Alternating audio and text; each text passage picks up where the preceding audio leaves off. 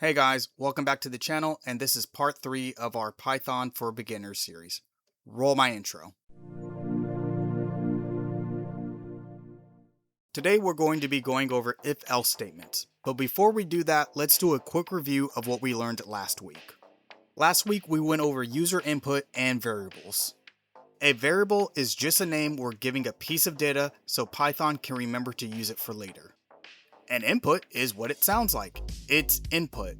Here's our code from last week. Let's go ahead and run it so that you guys understand. Here we are being asked for our name. That's our input. Next we are asked what comic we want. Comic is our variable. We select Thor, and our comic book employee tells us we'll have the Thor comic out soon. So today we're going to be looking at if-else statements. So what are if-else statements? Well, it's really easy. It's just telling our code if X is true, do this. Otherwise, do something else instead. Here's an example of an if-else statement in action. At the top, we have our age variable, and notice something new. We have int. That's short for integer, and all that means is we're just inputting a whole number. That's it. Then we have our if statement, and what it's saying is if our age is older than 18, print you are an adult. In Python, that just looks like if followed by age, then the greater than sign equals 18. Now notice that colon at the end. This is telling Python the code that belongs to this condition is coming up next. In this case, it's our print statement. Then we have else. If the number is below 18, our code is skipping the first print and it's going to run this one instead. You are a minor.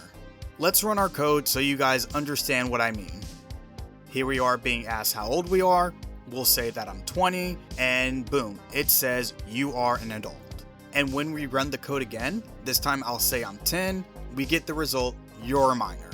So we covered if-else statements, but what if we need more than two options? That's where elf comes into play. It's short for else if. The code on screen will help you guys understand what elf statements are. We ask the user for a score. If we put that score is 90 or above, it prints A.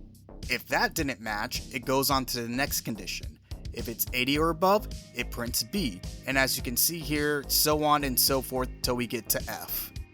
What Python is doing is checking each condition from top to bottom and stops as soon as we get a match. So if someone enters 95, it hits the first if statement and prints A and ignores everything else down below. Else statements just lets you keep adding conditions in between if and else, instead of you just being stuck with only two options. So now that we understand if-else statements, let's go ahead and apply that to our comic book shop. Take a look at line 11. Our if statement is checking if what the user typed matches any of the comics that we have. And notice how we have OR. Now what's that? OR just allows us to check for multiple options in one go. So if the order is X-Men or Thor or Iron Man, it prints the confirmation. On line 12, that's an F string.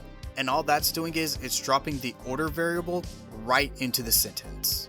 But if none of our choices match, let's just say we want a Superman comic instead, else kicks in on line 13 and it lets us know we don't have that comic. Let's go ahead and run the code so you guys see everything in action and understand what I mean. We go through our intro, we pick Thor, and notice how we have the response, hey, we'll have the Thor comic out soon. Now let's try it with a comic we don't have. Let's go with Deadpool. We get the response, sorry Bob, we don't carry that one. And that's if-else statements, guys. Like I always tell you, practice, practice, practice. That way you understand everything for sure. Like always, guys, like, comment, subscribe, buy my book, link down below. And like always, thanks for sticking with me, and I'll see you on the next one.